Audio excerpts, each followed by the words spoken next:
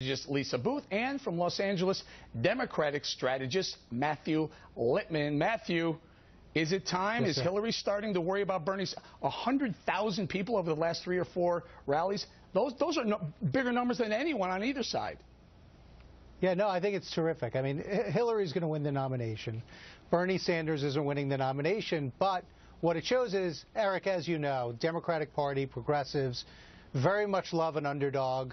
Bernie is an underdog, even though he's 73, comes across as a new guy to all this. And listen, look, Hillary should have a bit of a battle. There are going to be 6 debates going on here, and that's great. I think Hillary's obviously So she's not worried about 100,000 people showing up. No. By the way, there's no reason for her to be worried about it. Well, okay, I think the biggest number she had was the 5,500 when she announced her candidacy. But Hillary's been around for 20 years, Eric. Well, no, here's the thing.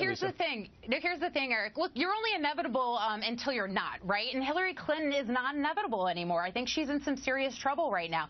Look, there's a reason she just spent $2 million in ad buys in Iowa and New Hampshire. And just look at the numbers to see that she's in trouble. She's losing ground with key constituencies like African Americans, white women, independents. Her favorabilities are at an all-time low. The majority of Americans don't trust. Trust factor is only going to get worse from her because we know that the FBI has launched a criminal probe into her email server. So Matthew, I'm trying to figure out why she. Hold on, I'm trying to figure out why she started attacking Marco Rubio's issue, like she's trying to reignite the war on women, painting him with a war on women based on his answers at the debate. Two things. One is that answer was ridiculous. Hillary is beating every Republican candidate in the polls. She's in no danger. That's not true. That's not true at all. Look at the Quinnipiac polls. No, it's not. It's not true. It's simply not true. She's 30 to 40 points ahead of Bernie Sanders and beating all the Republicans in the polls. That's number one. Number two, as for Marco Rubio, Hillary is right. Marco Rubio came out, and he's a top-tier candidate with a very extreme statement saying that for women, they can never have an abortion, even if they're raped or a victim of incest. Marco Rubio will decide that they cannot have an abortion. Women will not get to decide that. Well, That'll be up to Marco Rubio, and he says that they can. Now, wait, Marco Rubio is a top-tier candidate. That is a very, very, very extreme position. Why shouldn't Hillary mention it? There are 17 Republican candidates attacking Hillary all the time.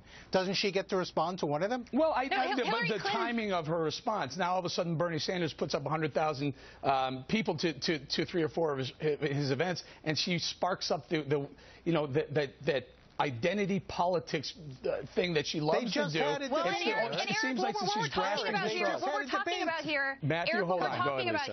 we're talking about here, too, is a candidate who takes their marching orders from Planned Parenthood. So, actually, Hillary Clinton's viewpoint on abortion is out of touch with the majority of Americans who don't support late-term abortion. But back to Matthew's point about Republican candidates are actually beating Hillary Clinton. If you look at the latest Quinnipiac polls in key critical states like Iowa, Colorado, and Virginia, 3 of the Republican candidates are actually beating Hillary Clinton in those polls. But the biggest problem Hillary Clinton is actually going to face, and that's the reason her take out the old played-out war on women playbook, is the fact that voters don't think she cares about them. And going back to those Quinnipiac polls, on the question, does this candidate care about me, the majority of voters in those states say that she doesn't. So if you compound that with the trust factor as well, Hillary Clinton has a major uphill battle in her hands. And Lisa points out something very important, Matthew. Eric. But you have to understand this. Lisa points out something very important. Hillary Clinton came out against Planned Parenthood first. Then she changed her tune a little bit and said, you know what, I'm changing my mind. I think Planned Parenthood should not be defunded. And a way to deflect that flip-flop is, hey, don't look at me. Look what Marco Rubio said. Eric, first of all, Hillary is for funding for Planned Parenthood, as is most of America. If you look at all of those polls, she wasn't at all times, Matthew. After those videos came out, she pushed back on them completely. Absolutely did. She flipped on that. You should go back and take a look at that. Eric, that is not true. She never said she was for defunding Planned Parenthood. She said that. She would be. Show me a quote that says that. She said that she was very much against what Planned Parenthood was doing, and she was against Planned Parenthood and made the innuendo and made the She didn't say she's against Planned Parenthood. I'm telling you, Matthew, trust me, do me a favor, go back and look. It was about 3 weeks ago when the first videos came out. Hillary Clinton's gone back and forth on the issue. I will be off the show, and you could provide that quote that says that. The country is in favor of funding Planned Parenthood.